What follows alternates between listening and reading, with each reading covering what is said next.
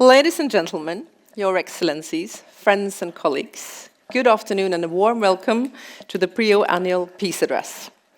My name is Græger. I'm the director of the Peace Research Institute Oslo, PRIO, and also your host this afternoon. I'm really happy to see so many people who made it through the weather.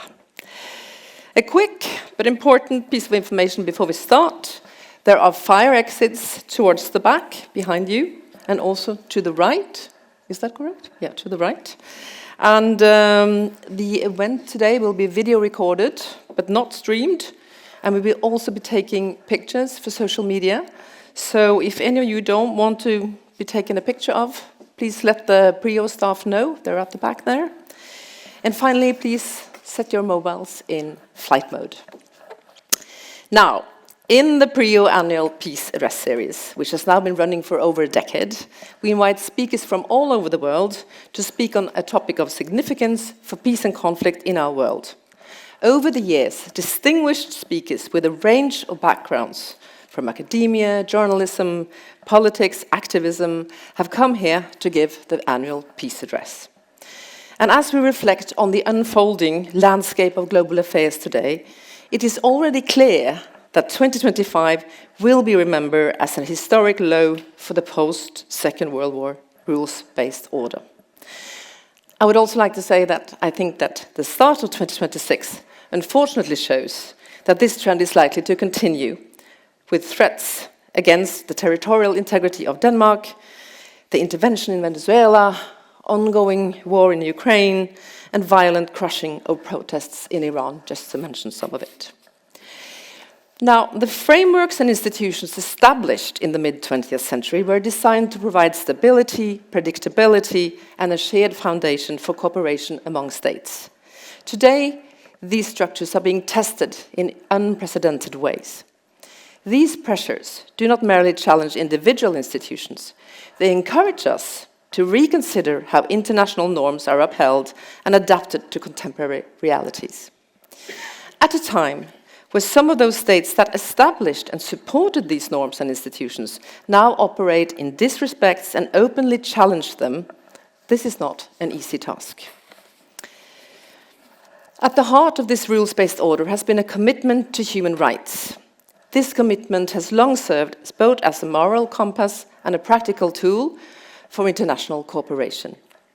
Human rights norms not only shaped legal standards and diplomatic expectations, they have also provided the common language for addressing conflict, inequality, and injustice. However, this common language has been contested. Its future and the future of the rules-based order, of which it has been an integral part, is uncertain these days. Can these principles then continue to guide us in a rapidly evolving world? And how? Our speaker this afternoon, Dr. Agnès Callamard, is one of the world's most distinguished voices in the defense of human rights. She serves as Secretary General of Amnesty International, where she leads the organization's global human rights work.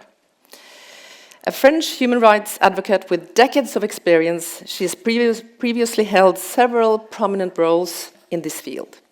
This includes being the United Nations Special Rapporteur on extrajudicial, summary or arbitrary executions, and the director of the Global Freedom of Expression Initiative at Columbia University.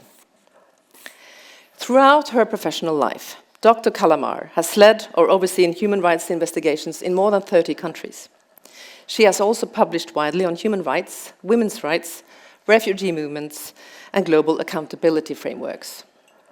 She has also shaped international norms through her leadership in civil society fora such as the Humanitarian Accountability Partnership International and Article 19, the Global Freedom of Expression Organization.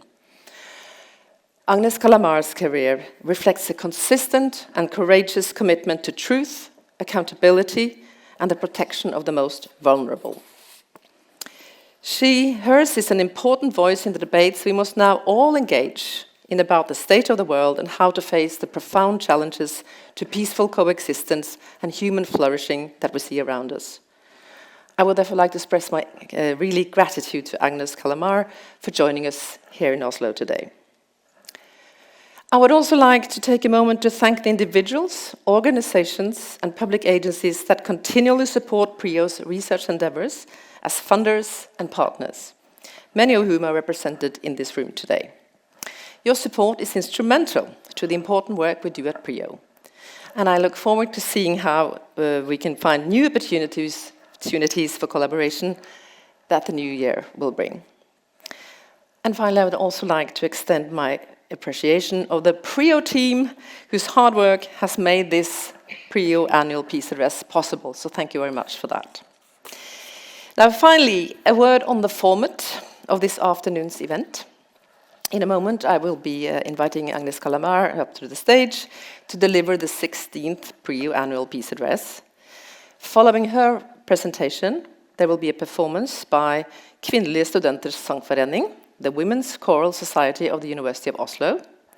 After that, we will proceed to a conversation between Agnès Callamard and Anine Kierulf, who is Associate Professor of Public Law at the University of Oslo and Special Advisor to the Norwegian Human Rights Institution. Then follows another musical performance before you're all invited to join us for a reception. But first, and most importantly, Agnès Callamard, the floor is yours.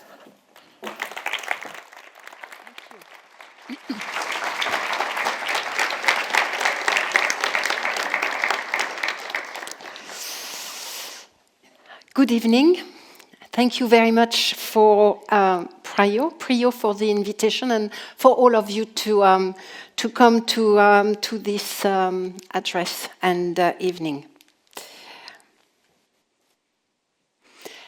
Now is not the time to imitate. Now is not the time to appease. Now is not the time to capitulate. It's not even the time to make deals or to seek deals. In fact, it was already not that time a year ago. Not the time to capitulate, to strike deals, to imitate, to appease, to corner ourselves. The politics of appeasement. Haven't we seen a lot of it over the last 12 months? A major area of expertise among too many of our European leaders. Red lines after red lines being crossed, red flags after red flags being raised, they appease. Am I unfair? Am I unrealistic? Well, let me consider the fact, the context. We are definitely confronting historical forces, mercurial trends, instability at level 10 on the human history scale. Climate crisis. No, it's not a scam. And to drill further may not be the response that one will expect. The latest industrial revolution transforming everything around us, including what it means to be human, with the so-called big five tech companies wielding extraordinary influence over the infrastructure, the service, the norms that shape our online lives, dominating key sector of the internet, of the economy.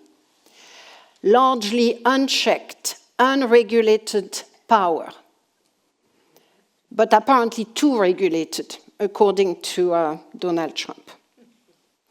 This revolution is changing the global economy, driving superpowers fight anew for hegemony over artificial intelligence, rare minerals, energy sources, weapons development, and frankly and crudely, profit. Unimaginable wealth to a bare few, but deepening inequalities within people and between states. Without talking about what's coming. The IMF warned that 60% of jobs are already exposed to artificial intelligence in advanced economy and 40% in emerging market. And we know that when these jobs go, when our ability to pursue our dreams go, those in power redirect the anger onto others, refugees, migrants, women. I think there is plenty of choice. And then we are confronting international wars, and I'm not going to lecture here about the fact that the last decade I've seen more international warfares as opposed to non-international one. Russia's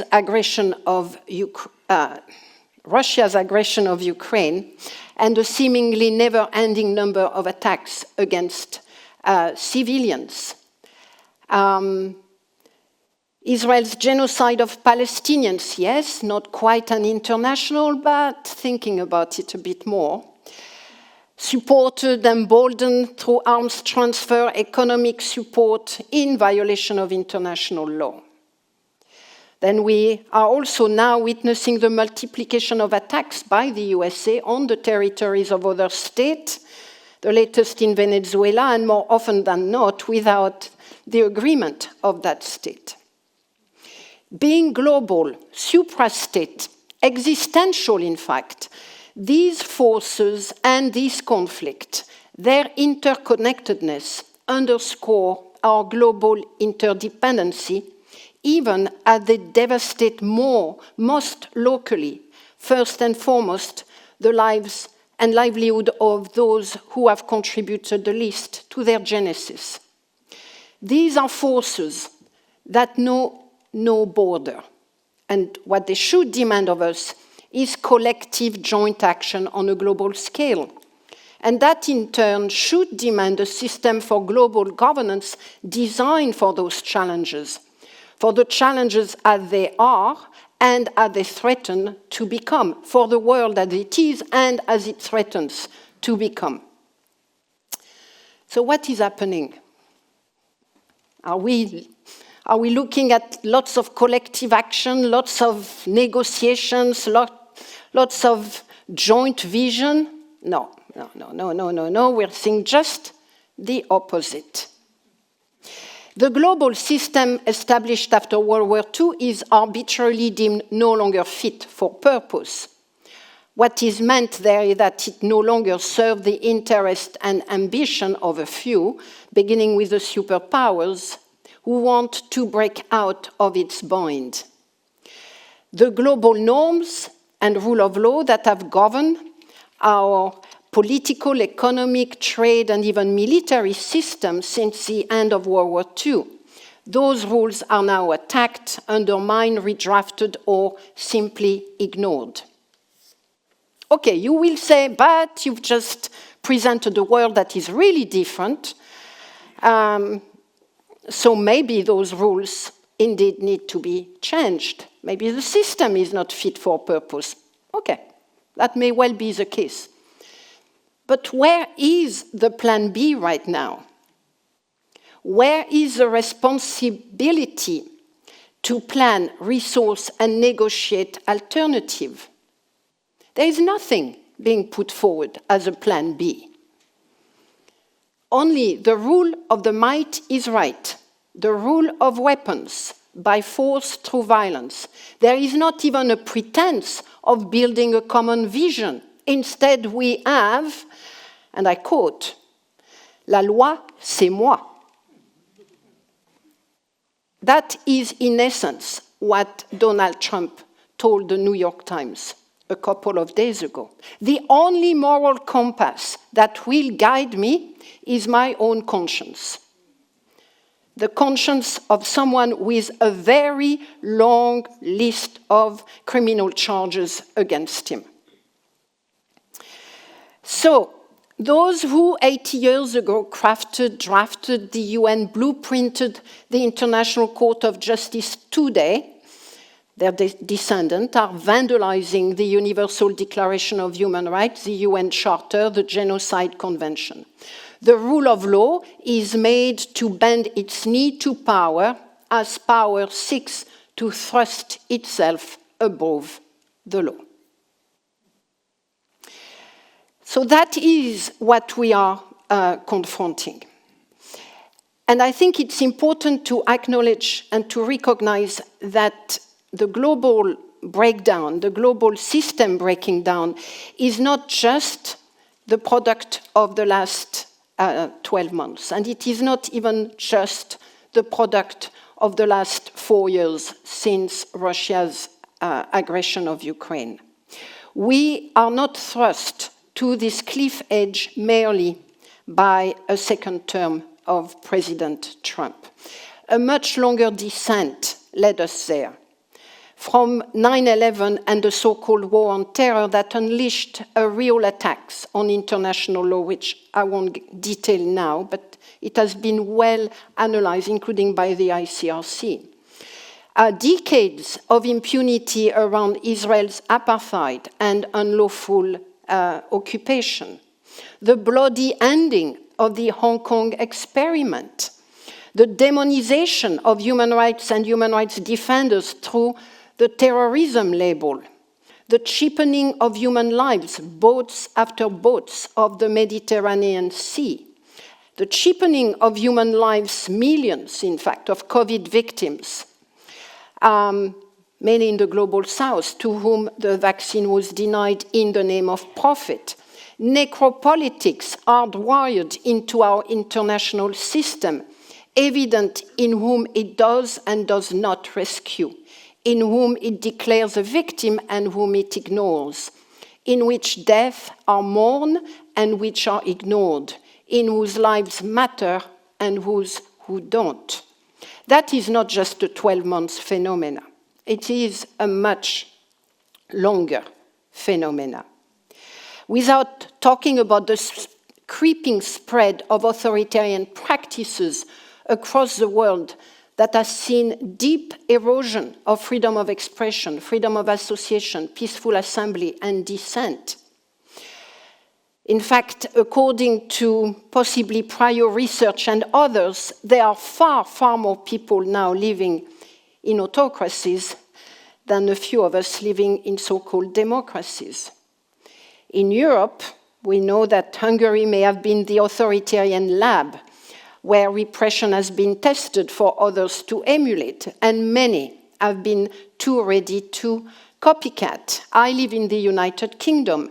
I can tell you about the criminalization of the Palestinian Action Group, the introduction of the so-called Serious Disruption Prevention Order, directed at environmental protest of organizations such as Extinction Rebellion, Stop Oil, and Insulate Britain. And yes, they are a pain. I mean, who wants to be stuck in traffic? Or who wants to have their favorite painting being vandalized? Nobody. But really, terrorism? No. Such developments are even more marked in the United States. The Trump administration has become particularly good at bolstering a global backlash against racial and gender justice by dismantling effort to tackle discrimination, relentlessly attacking transgender rights, ending funding for health, education, and other programs that supported women and girls all over the world. Over the past 12 months, a multitude of executive orders have emboldened the targeting of so-called undocumented migrants, many of whom actually turn out to be not undocumented, chased by masked individuals supposedly representing the state, using even deadly force, imprisoning without charges, deporting people to countries where they have never set foot, all of it outside any due process. So the attacks against the rule of law, against the international system, are also attacks against our own rule of law nationally. And the betrayals are not just international, they are not just far away, they are just here at home. So the roots of the demise of the global system are far deeper than is often suggested. And I want to insist on that, as I do with my colleagues at Amnesty International. Our challenge is not just to fight Donald Trump and his colleagues. It is much deeper. The challenge is much deeper, and the challenge is at home as well. But before going into that, I just want to also suggest or insist on the fact that while the root causes and while the expression of the demise are far deeper than 12 months or 4 years, we should not fall into the other extreme, which will consist in saying nothing changed over the last 80 years, that the global system never worked.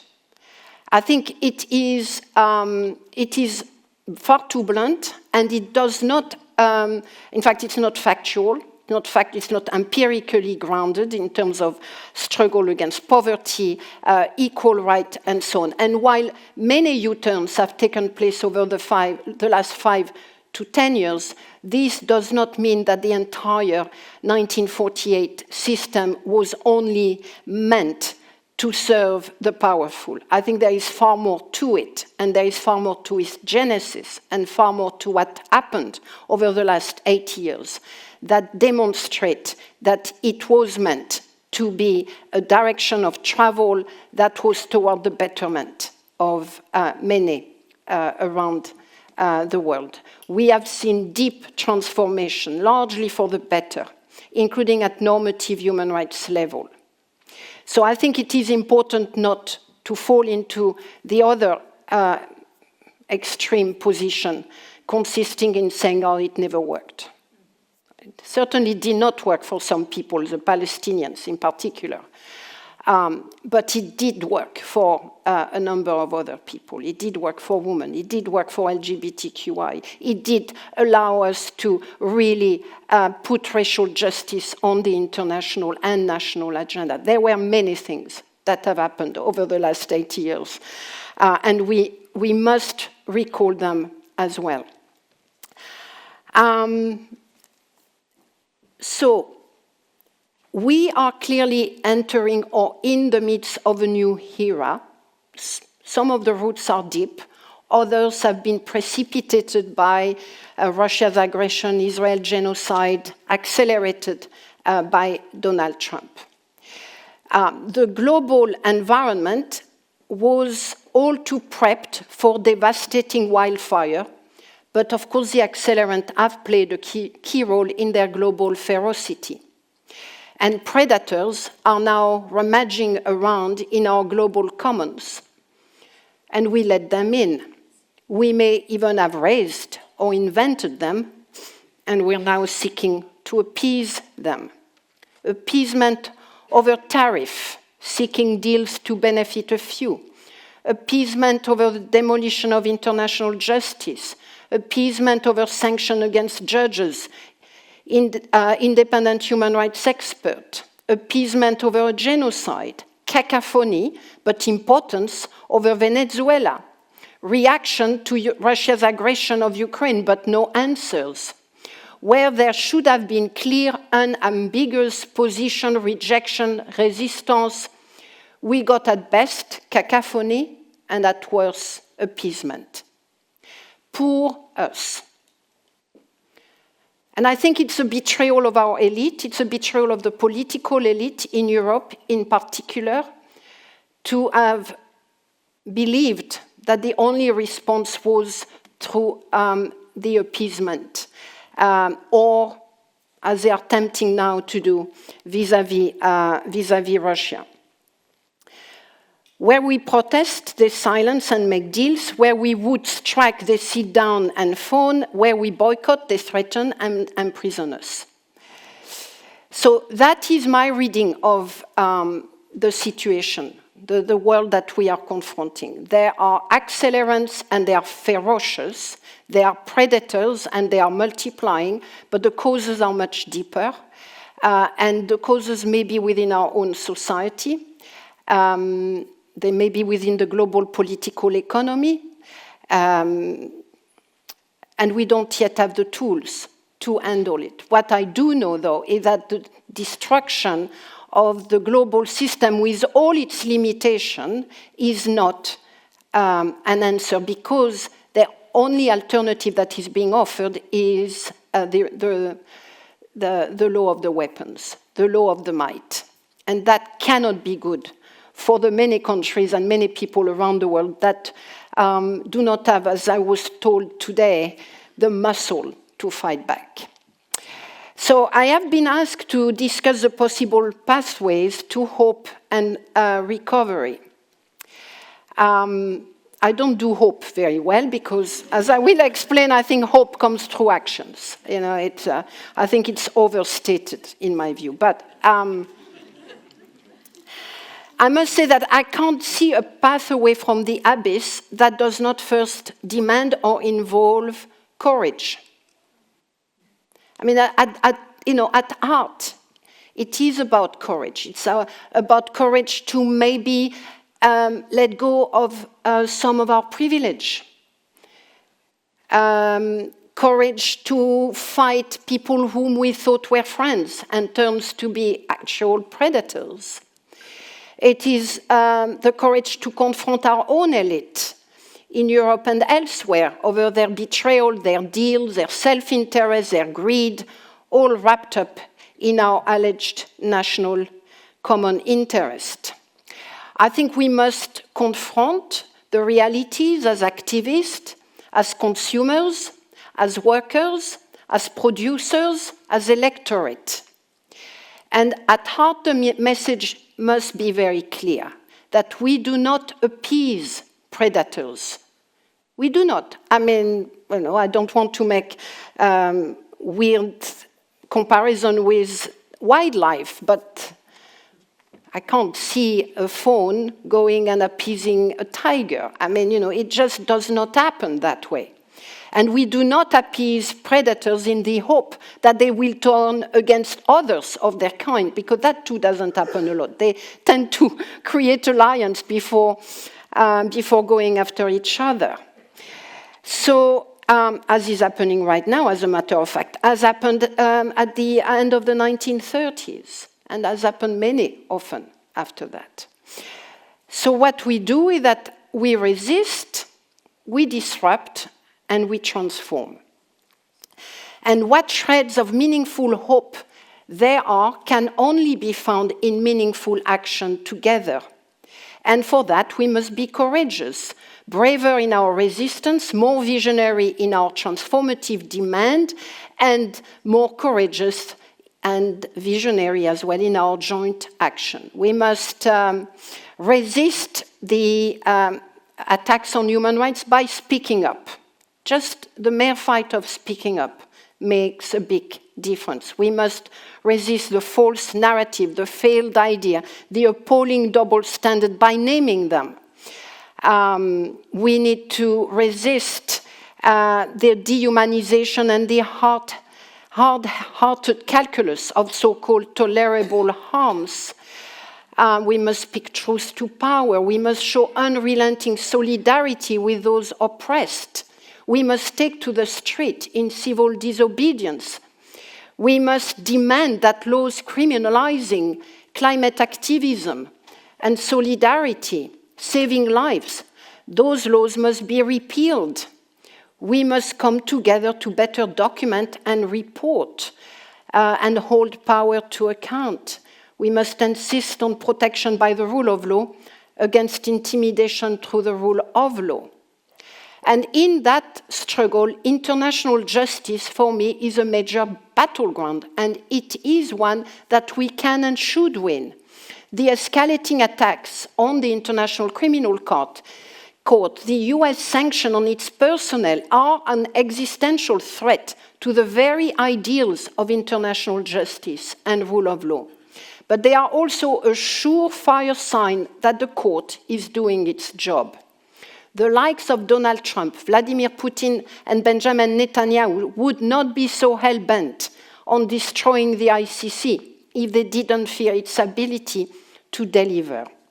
And just look at the recent arrest of former President Rodrigo Duterte of the Philippines under an ICC warrant for the crimes against humanity of murder. And I can tell you that 10 years ago, Duterte was, in effect, the Donald Trump of the Philippines. The law was him. Everyone who worked on the Philippines at this time can only be amazed that he is now in jail in The Hague. And we should not lose sight of that. Yes, international justice can be slow, but it can also deliver.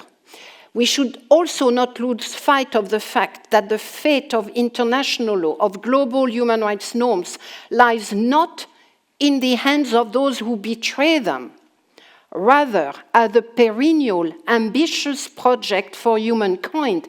Their power rests first and foremost in their continual proclamation, in their persistent defense, and in our unwavering claims to them. I should not write such complicated words. I mean, so we want and we need governments. We especially need governments to fight that fight, to proclaim, to defend, to continuously do that. We must, with governments, erect impenetrable barricades in protection of the International Criminal Court, its staff, and all those who support its work. And there is so much that can be done on that. Legally, financially, through insurance, so much that can be done. And yet, so little is being done right now. I mean, there are some exceptions, but there is far more that must be done in terms of fighting back the sanction regime against international justice. And where are our governments? Except for one or two, they are not really there on that fight.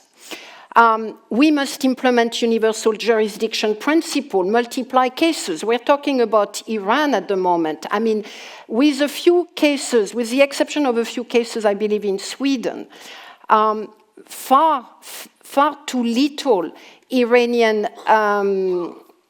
perpetrators have been the object of international investigation, including in European court. And not all of them can do that. Not all domestic judicial systems allow that, but a few does, and they should do far more. We must support investigation into crimes committed by parties to the conflict, to any conflict, and enforce the ICJ opinions, enforce the ICJ rulings, not just pick the one we like and reject the one we don't like. And we must ask our government to do that in a systematic way. There is no double standard with those rulings. Whether we like them or not, we must implement them. I mean, we must enforce ICC arrest warrant, or we must demand of our government that they do that.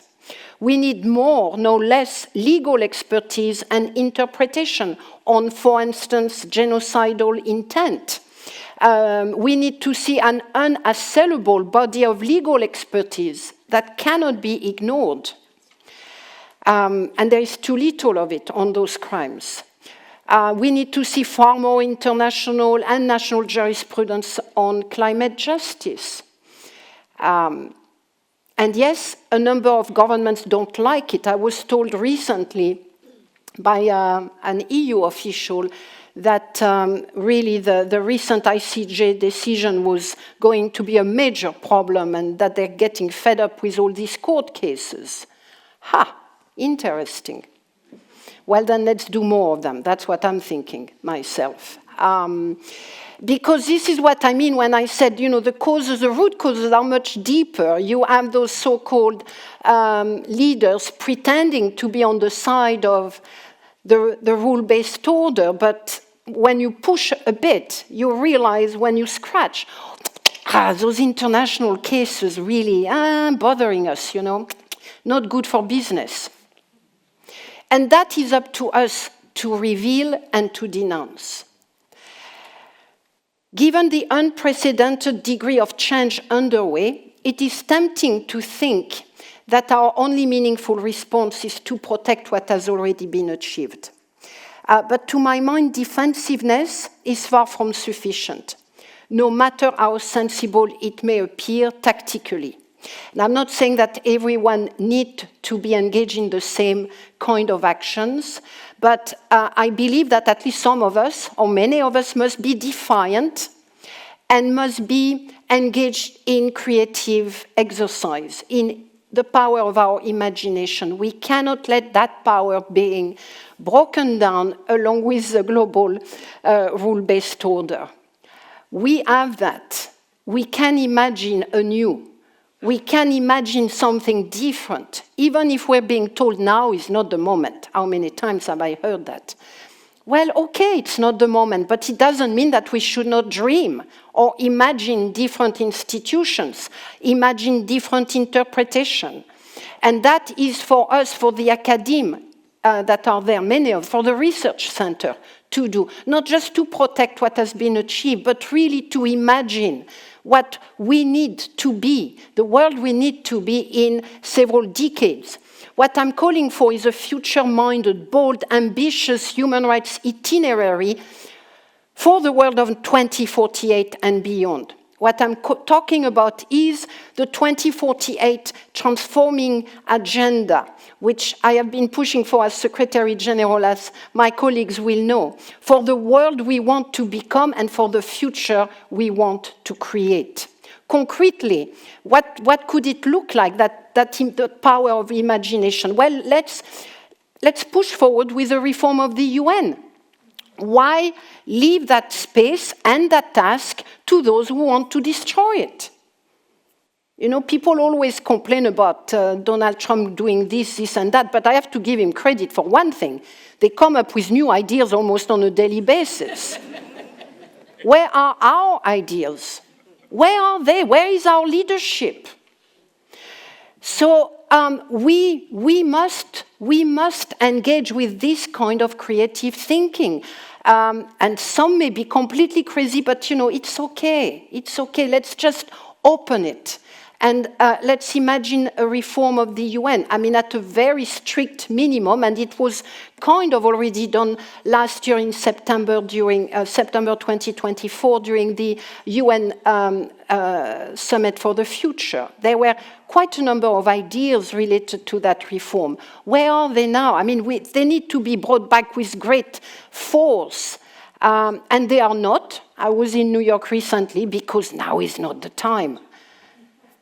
When is the time? I mean, you know, meanwhile, Donald Trump and others are coming up with more attacks. So the paralysis of the Security Council must be tackled. There must be new rules over the use of veto. We know that. New rules over membership and new members. And really think through alternative decision-making bodies when the Security Council is unable to act. So there are already steps in that direction, thanks to some diplomats, including from the little country of Liechtenstein, who have really imagined a role for the General Assembly when the Security Council fails to act. So everyone can engage into that power of imagination. Diplomats in their own sphere can do that and have done that, and we must encourage them to continue doing that. Let's explore, why not, the establishment of a World Court for Human Rights. The 20th century was international justice for international crime. And, you know, it did not deliver everything, but it was there, it is there. It's a major hallmark of the 20th century. What should be the hallmark of the 21st century? What should we be pushing for in order to strengthen our collective response to the global challenge that we are confronting? You know, a World Court for Human Rights is not a new idea. It has been around, it has been let go of, come back. There are quite a lot of documents around it. Maybe it's a time, just because they don't want it, just because they're doing everything to destroy anything internationally, well, then that's, to me, exactly why we need to push it back now. Because we can't leave that space just occupied by one narrative of destruction. We've got to have ideas and push them. And if they are not tactically sound at this point in time, okay. But let's not leave that space empty of our ideas. You know, in the last 20 years, we've seen interesting mechanism being established through the Human Rights Council. I think there is a lot there that can be done, and we could do more of it. So our words of encouragement is always for the Human Rights Council to keep working in that direction and to not think that because the US is against them, because, whatever, we can't create a new. Yes, we can. We must, we need, we have to. We have to try at least and keep trying. We must reshape part of the interpretation of international law. We do know that the genesis of international law is a very long one, and it is true that it may not always be fit for the world we are, for the people that we are. And it does not mean that we are destroying it. What it means is that we are pushing for new interpretation. That's how women's rights are human rights came about, not by destroying an international legal framework that had put women aside or as second-class citizens. No. We grabbed it and we said, we're gonna give you an interpretation that put us strongly in the middle of it. That took 20 years, but it happened. So the interpretation of international law must continue to be in line with the transformation of our world. And there are many dimensions around that. Corporate responsibility, because we have actually done very little progress on that at the international level. The issue of climate, the relationship between humans and technology, the relationship between human and the planet, all of that can be the object of much more, it's already starting, but mainstream interpretation of the law. And that will make a big difference in ensuring that this international body of norms, legal norms, are meaningful for many people around the world. The idea that financial market left to their own device deliver the greatest social benefits. This is what we are being fed right now.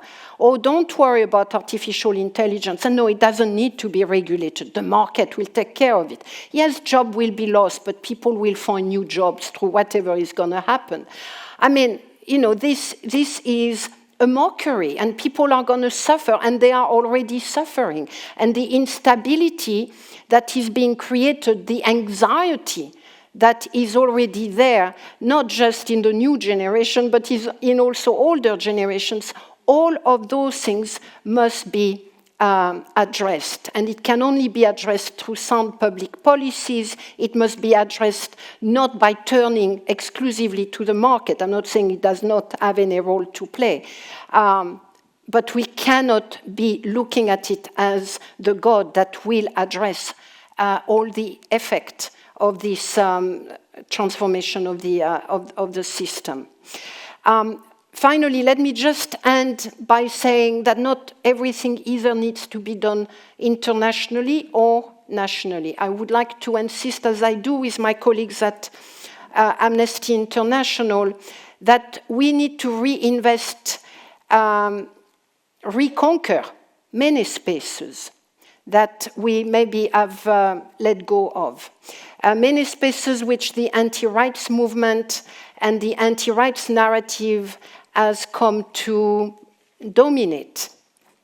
In the Western world, it includes the rural areas. It includes neighborhood in a number of cities. And all of us, I believe, individually and collectively can transform ourselves into centers of influence, actors of influence, speaking up, intervening, building alliance, mobilizing, organizing, giving money.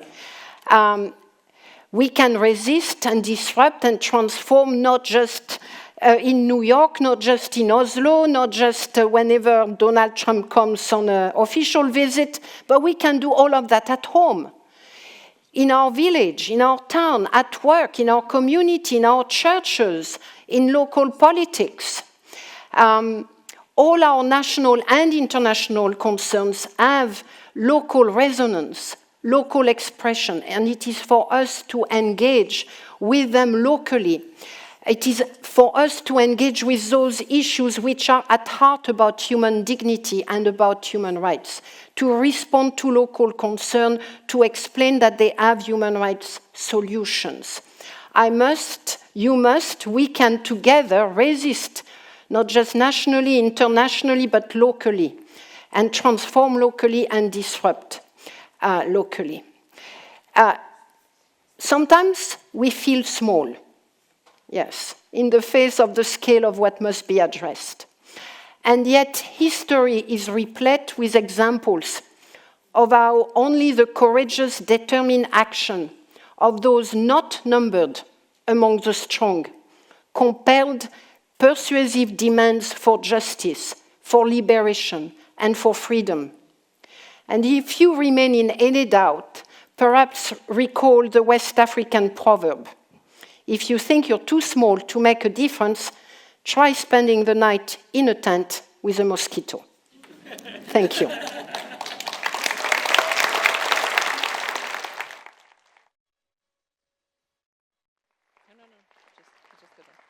Thank you so much.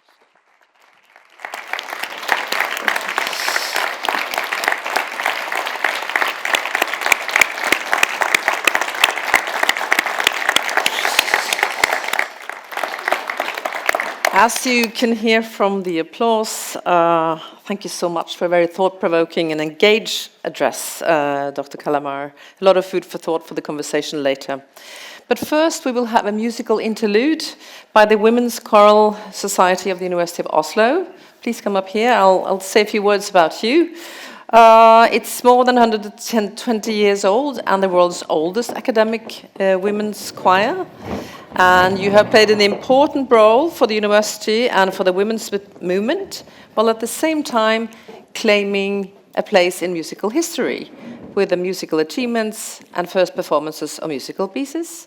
And the choir is conducted by Sigyn Sjøli Sandegren, who I believe will also introduce the songs, 3 of them. Yeah. So please go ahead. I look forward to it.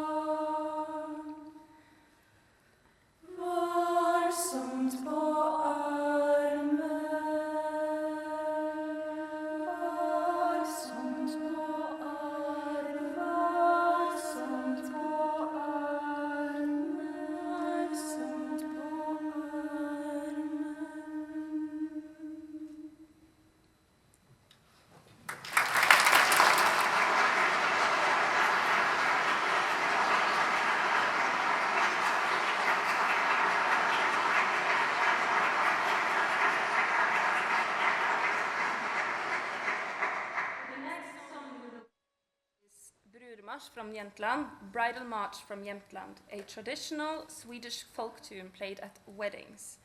It symbolizes a melancholic joy and has a melody that is expressing harmony and togetherness.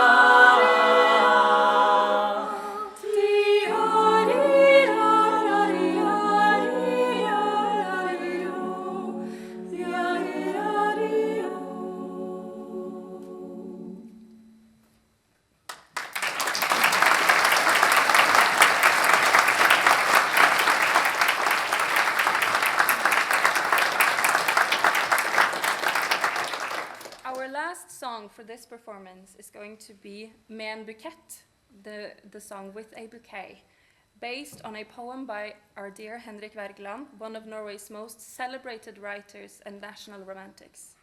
It expresses themes of love, beauty, and also tender gestures of affections for a loved one.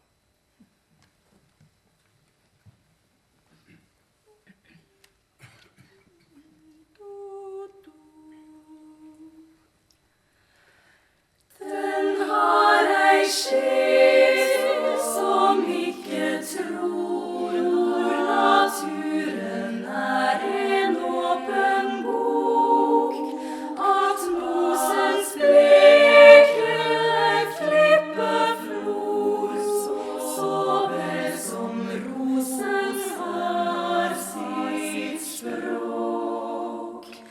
Det kjenner du, min elskede,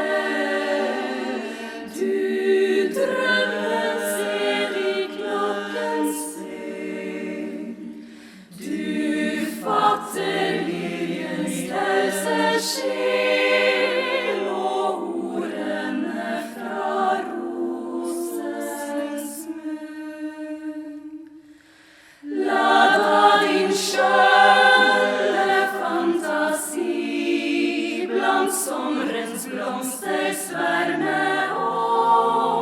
for denne blomstertaleri. Hun jo selv så fager en blom. På morgenrødens øyegreie kun roser like hennes skin.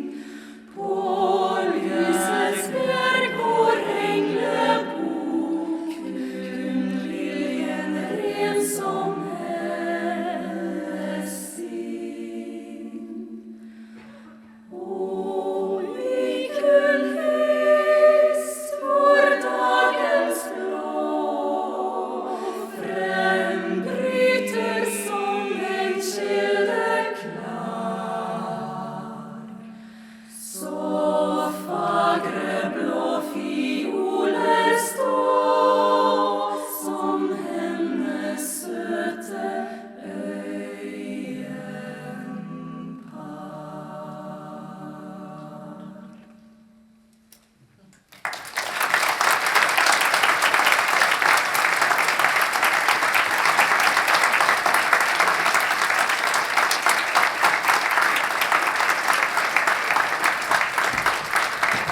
Wow. Thank you so much to the Women's Choral Muse Society. That was really uplifting, even if the words, some of the songs weren't that uplifting. I think it was absolutely beautiful. We're soon, very soon, going to have a conversation upstage here. I just would like to introduce Anine Kierulf, who's going to join us up here together with Agnès Callamard. And Anine Kierulf is Associate Professor at the University of Oslo's Department of Public and International Law and holds the University Chair of Constitutional Law. From 2017 to 2020, she was Research Director at the Norwegian Human Rights Institution, where she's now Special Advisor on Rights Protection and Institutional Accountability. She's also worked as a lawyer and a judge in a career, a long career already, even if you're so young. Dr. Kierulf is a regular public commentator on free speech, constitutional governance, and the rule of law. And in 2021-22, she chaired the government expert group on free speech in academia, contributing to an influential government report on academic freedom of expression. So, Anine Kierulf, thank you for joining us. So maybe I can ask both Anine and Agnès to come up here and join me. Thank you. So I'm going to be here.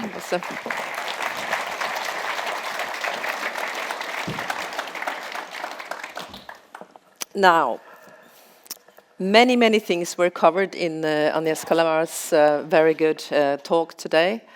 I really don't know where to begin, so I thought I would start very broad about, the state of the world, almost. And you said that international law is under historic attack. And I'm sure that Anine also could agree to that description. So I was wondering a little bit if you could elaborate on how did these rules come to matter in the first place? And who were the key actors behind them? You mentioned, a certain number of states, Agnès. This is a system that really helps these particular states. But what has changed now so that they seem so fragile, these rules? And when did you actually first sense that something fundamental was shifting? And this question goes to both of you. I don't know if Anine want to start. Well, we have this saying in Norwegian, it's like jumping after Wirkola. It doesn't make sense at all for anyone outside Norway, but it means this was a very famous ski jumper. And he was so good at jumping on skis that everyone who came after him, they really didn't merit any attention at all. So it's an honor being here talking with you. And thank you so much for a very inspirational speech. I think anything I could say to trying to follow up on what you're saying is will be appear as some like a wet tea bag. In comparison. But I very much agree with you that we need to be aware that this backsliding of the rule of law did not start with Donald Trump. It's been going on in Europe well before he started it. It's been challenged also in the United States and obviously in a number of other places in the world, which are way worse off than at least this sort of idyllic part of the world. But I think we need to sort of be careful not to call all kinds of debate over where the right balance between the rule of law on the one hand and democracy on the other is to be drawn, because there's been a number of developments going on in the world. Some calls for reform of the UN that's never been followed up, but that have obviously been quite necessary. Some discussion about the way the European Court of Human Rights has been taking too much space and sort of trampling too much on the national sovereignty. And those kinds of discussions, I think, are fundamental and very important to make room for in democratic societies. This is the reason why we have free speech, is to be able to debate the way power is portionated and checked and balanced, and we can have reasonable disagreements over that. And as long as these kinds of discussions and reform initiatives are done within the rules of the system, we're still in the rule-based world. So just to take one of the examples, the Brighton Declaration, the Interlaken process, the Copenhagen Declaration, everything going sort of against the European Court of Human Rights in trying to make it not exercise its judicial review as intensely as it did in some ways, were obviously seen as attacks on the rule of law in this part of the world. And some of it may well have been, but some of it also led to important reforms and the sort of a readjusting of the balance between the democratic sovereignty of the states and the rule of law on a regional, at least international level. So I think it's important that we make a distinction between those kinds of discussions, which I would think are very much legitimate, and these kinds of attacks that we see today, and that we certainly have seen long time since, the war on terror, building down all sorts of democratic civil rights in the name of security. So there are a number of things that have been going on, but I think in order to have resilience against what's going on now, we need to be clear about what is what. Yeah. Do you want to follow up on that, Agnès? No, I just wanted to give maybe two examples related to the fact that in spite of the attacks on the rule of law and the international rule of law system by Donald Trump and a number of other actors, we are seeing attempt to continue the global normative building process. So there is an ongoing important development on the Convention for Crimes Against Humanity, for instance, which, you know, is a demonstration that for the majority of governments around the world, there is a need for more global norm setting. The issue around global taxation, there is an ongoing process to develop a convention on global taxation in order to address the billions that are lost every year to tax haven and so on and so forth, and will make a huge difference in terms of covering some of the cost of many of the SDG-related costs, among other things. So it is a bit the schizophrenia that we are in at the moment, in that the majority of governments understand that there is, that we need to have a rule-based order, that the norms and the regulations are meant to, are maybe annoying, but they are meant to protect the working of the system, which ultimately will deliver more benefits to everyone. And the predators and those intent on destroying it are a minority. They are a minority in numbers, but they are making themselves extremely known, extremely felt. They are powerful, they are super powerful, and there is absolutely no doubt that their attempt to destroy the system or aspect of the system they don't like is meant to strengthen their hegemony in the world to be. In the world to be dominated by artificial intelligence, dominated by rare minerals, and so on and so forth. But we are a majority of people. My analogy with us being small in, the mosquito is actually not quite funny, but it's not quite correct, because we are the majority at the moment, and yet we are being forced to act as if we were the mosquitoes and the little ones, and that I find quite, I don't have an explanation for it, but when you go to New York, when you go to Geneva, when you speak to diplomats and governments around the world in capitals, you know that we are a majority of people who believe in the rule of law, who believe that power must be bent by the rule of law, not the opposite. So why is it that we feel so weak at the moment? Why is it that we feel that we are being, that le tapis, that we're about to fall into an abyss? Because I do believe that the abyss is there. It is, the complexity of the world we live in. Yeah, and you also mentioned in your speech, what about European leaders? Why are they shying away from standing up for this rules-based order, and why are they so sort of timid when facing Trump and others who are actually breaking the rules? So how? I mean, even Mark Rutte, the Secretary General of NATO, he's been very silent until very recently. So that makes at least me a bit nervous about, so what's going on? So what can we do then, do you think, to stop this talking and start fighting back? Is it that the EU bureaucracy is not capable of it? I mean, we have seen when it comes to Greenland and the threats from the US that it is actually possible to unite and have a united voice. But, isn't there any power in Europe for this? Well, we positioned ourselves a little awkwardly by relying entirely on the US as our ally.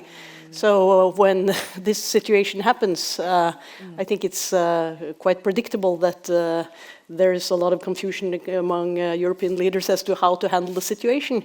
But it was not an unpredictable thing that could happen. And this is the reason why we have rule of law. This is the reason why we have checks and balances, is that we know that power centered and accumulated the way it has been can be misused, and now we see the consequences of this. And it's terrible, and I totally agree with you. We are a majority, and we have no way of mobilizing. No. And one of the reasons why we can't mobilize, even in a digital age where it's really easy for us to communicate, is that it's not in big tech's interest, and we have totally outsourced our public spheres to 5 or 6 big tech industries that they are not relying on democracy or rule of law or personal autonomy. They're relying on revenue to their stockholders, which is totally legitimate, but not when they're monopolizing the way we communicate in the world. And the trouble with this also is that what they say, Asia invents, the US invests, and Europe regulates. So we very much believe in the rule of law and regulations, but we are so dependent on both of those, and particularly the investments of the United States, that even the regulations that at least we in Norway have totally relied on in terms of trying to regulate big tech and artificial intelligence and everything is now being rolled back in the EU due to pressure from these companies. Exactly. That's I was going to mention exactly those examples. You're talking about EU leadership. I mean, there is no doubt that there is a complex economic, financial, trade story behind all of it, and I am definitely not the person to speak about it. Nevertheless, from my standpoint, the regulations from the European Union have been one of the few moments over the last decades where there has been an attempt to regulate big tech, when there has been an attempt to ensure that due diligence is truly incorporated into the way corporations should act, including through, in many countries where international actors in particular, in the many countries where they operate. These are the two examples that we were highlighting as a human rights organization that are being, on the brink of being annihilated. Not just because of the pressure from Donald Trump, but because of internal pressure and pressure from a certain sector of the society. The European leadership is, for reasons that are probably, we need much more time, are far more prepared to appease their investors and the European companies than they are to speak with European workers or the European activists or indeed human rights defenders everywhere else. They are acting on Greenland, but because it's territorial integrity issue. I'm still waiting for them to put forward a vision that is grounded on values, that is grounded on an idea of the European project, which is not just about an integrated economy, as important as it is. It's not just that, and over the, incrementally maybe, that's what it has been reduced to a matter of integrated economy and Eurozone and so on and so forth. But it is more than that. Even historically, there is more to it. It was not just about pushing back the communist world and creating a strong, at the time, a coal-based integrated economy. It was, when you read all the documents at the heart of the birth of the, for instance, of the European Convention and the European Court, I mean, the visions behind it, and the vision, I can't quote it very well, but one of these 1948 guys who did a good job said, look, when you look at how the Nazi came into power, they don't come like this. They did not come overnight. They came bit by bit. And months or year after year, they grabbed a little bit more of something and grabbed a little bit more of something until at the end, there is no one left able to stop them. And I think he said even until the moment where they can send us to the oven. That's the expression. I'll send it to you. I mean, it's a beautiful quote. That was there at the birth of the European project.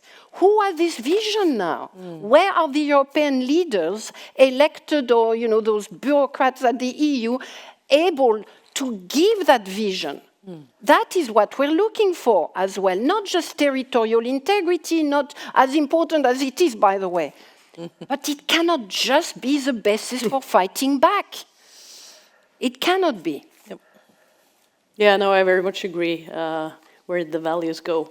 And it's sometimes one wonders whether we've just taken the rule-based world order for granted for so long, even though there have been rollbacks and pushbacks and things going wrong, and we've been standing up for and against that. But we've it seems we're sort of paralyzed in a way with what's happening, that we didn't see this coming, which is kind of weird because there's no real world police, at least when the US is not part of it. And so everything about the rules-based world order is about authority and belief in that authority rather than raw power. So it's very vulnerable. And still it's been functioning I mean, fantastically well, taking into consideration how vulnerable it has been. But now it seems we're just, I've sometimes wondered where the opposition in the United States is. Yeah. I mean, a lot of the things that's now terrible has been going on for a long time, like the ICE raids, things like that. It's just been totally intensified and terribilized in every way. I don't even know if that's the word, but I think we should invent it. But maybe we've been sort of just thinking that it'll sort itself out. And is that also one of the reasons for the democratic backsliding that's been going on for a long time, and that we no longer sort of believe in this? I don't know. I mean, I really like your upplay for a solution, because that's not often you hear that the ways to sort of go about it. But how can we organize? How can we get people to mobilize and reform? But I see a lot of mobilization. I mean, you know, in our work, we see people mobilizing, you know, for Ukraine. We see people mobilizing for Palestinians. I mean, in fact, over 2 years of mobilization against the genocide. It's amazing. We see in the United States, students are not moving away from their positions. We see people at local level. That's why I'm insisting on the local level. Where are the Democrats? I don't know, but there is resistance at city level in the United States. It's not just in New York, it's in Minneapolis, it's in other large and smaller cities. People are organizing, they are creating systems, warning others about the presence of ICE. It's an incredibly sophisticated system being created, which is why we're seeing more acts of violence on the part of ICE. So there is resistance, there is people locally, pushing back, and then there's people in libraries. I was reading about this amazing American woman, 50-something. You look at her and not that I should not be, biased, but I mean, you will never think that she is, someone who is fighting for freedom of expression. But she did, and she pushed back, and she lost her job because she refused to remove the LGBTQI books from her library. And she has fought ever since, and she won. She won something like 1 million recently because she said no way. She took her city to court. There is resistance, and there is mobilization. Yeah, I agree, and that's a wonderful story, and I totally agree. And that's where it needs to come from. And it's good that she got her way in court with this case as well. Yeah. And as much as I love courts and the belief in courts and the belief in the rule of law, I think we need to sort of remind ourselves that courts are but speed bumps.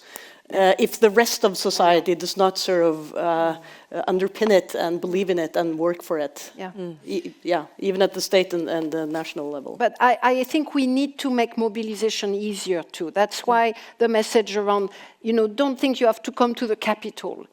Don't think you have to be, part of a trade union or super educated. You can do mobilization and resistance in your own family. You can do that in your church, I think we need to communicate that message to people, that there is no small ways of mobilizing and of fighting for universal values, for fighting for a world where your children will have better chances and so on and so forth. I truly believe that we need to also make mobilization less complicated, and easier for people to say, yeah, okay, I can go to my little market and, I'll say something, or, because everything has a universal resonance.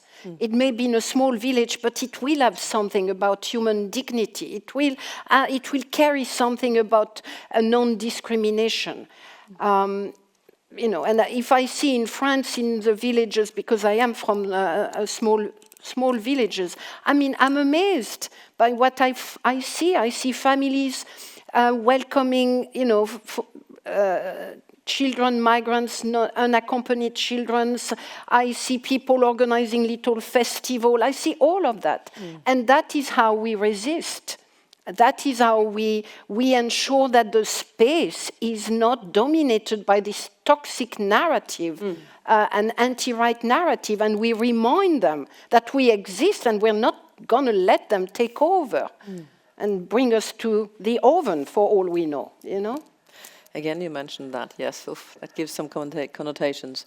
Can I just go back to Amnesty International for a moment? I mean, it continues, or you continue to document abuses, mobilize civil society, and press for accountability, and a lot of things you just mentioned.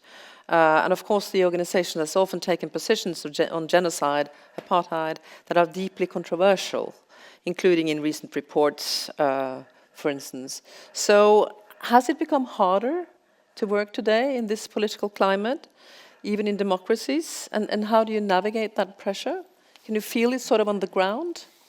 Well, I think it's harder for everybody. We live in a world that is extremely divided and where the expression of dislike are being put forward without any kind of restraint, shall we say.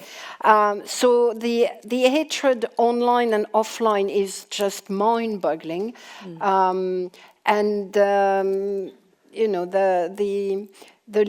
the attacks on, you know, on your integrity and reputations are numerous. So we cannot suggest that this does not happen. It can be institutional or it can be much more individual. So yes, we are experiencing much more this kind of phenomena.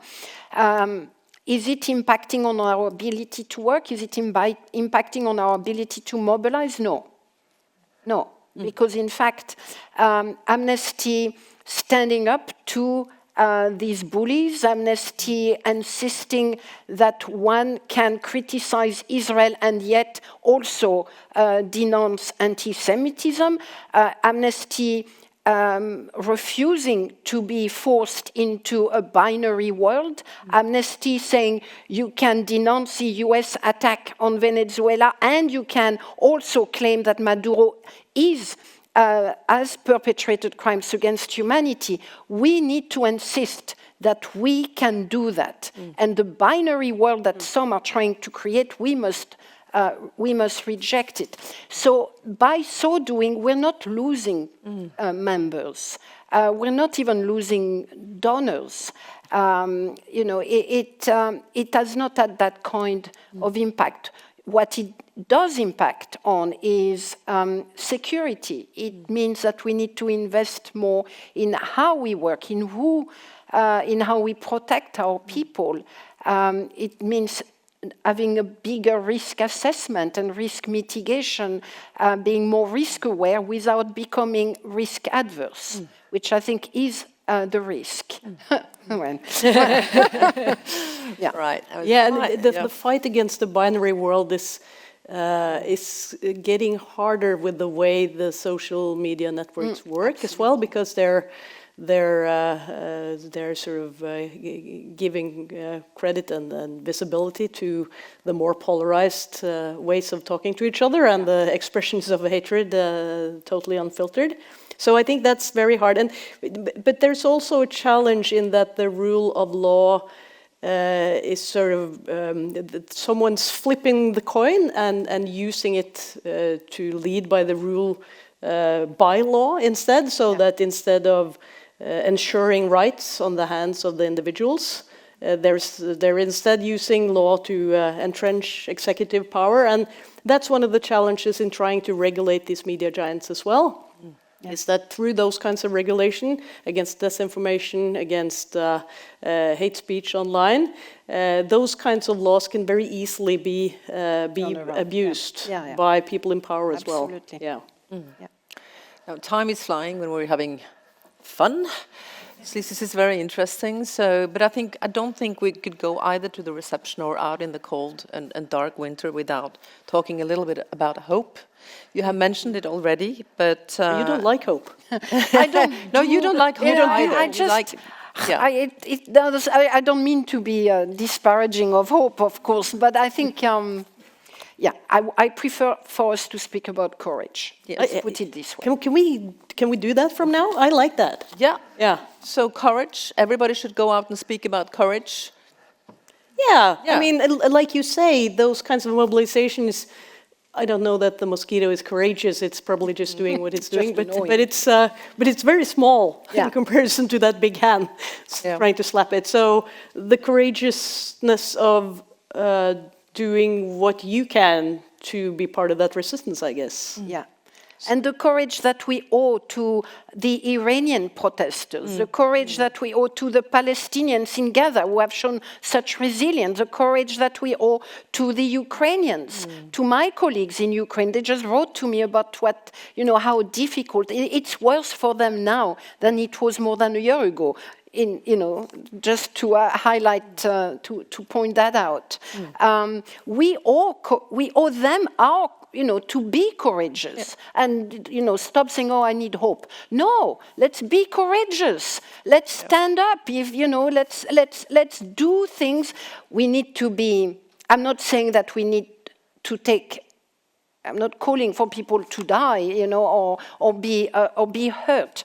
I am clear that, particularly when I speak to young people, that courage is smart, You also need to think how to be courageous, and you need to do that much more as part of a collective than on your own. You need to really think if you're going to do and engage into civil disobedience, which is still your right, by the way.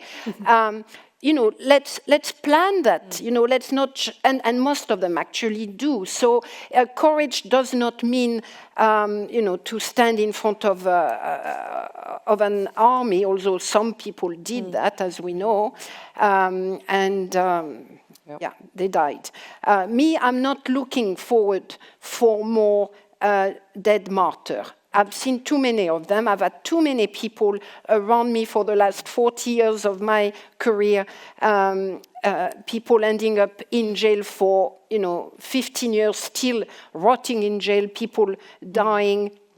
I don't want that. So when I say courage, I want to be clear that it's a smart courage. It's a courage where you get organized, you take people, you bring people along, you plan ahead. If you're going to protest, you know where you may be cornered, you know where the exits are. That's being courageous and not, frankly stupid. So, yes, be courageous and be smart. That's what I want to make sure people get from my message. Yeah. Like I said, challenge, contest, disrupt, transform in a courageous way.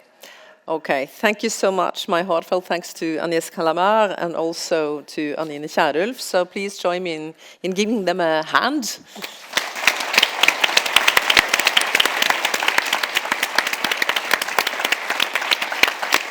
And as a small token of our appreciation, we have some flowers. Yeah, thank you so much. Varsågod. Tusen tack. Thank you. Thank and you we very also much. have gifts, and that is a print. Oh, wow. Can you get that back on the plane? Yes, I can It's get a that. print Wow. from Trond Nordahl. It shows, you can see it here. Yeah. You can show it also maybe to the public. It's a playing, what do we call them? Toy soldiers. Yes. So thank you so much. They're just studying the painting. Bring it up on your walls back home. And collected. Yeah, all Papa speakers have that, so you're in the big family now. So thank you so much again, and thank you also to everyone for attending the PRIO Annual Peace Address and for your continuing support for PRIO. And I would now like to invite you all to a reception with some finger food and beverages. It's in the canteen, just to your right and my left, and there will be PRIO team people who will help you and guide you over there. So thank you so much for coming. Thank you. All of them. This was really, really nice. Thank you so much.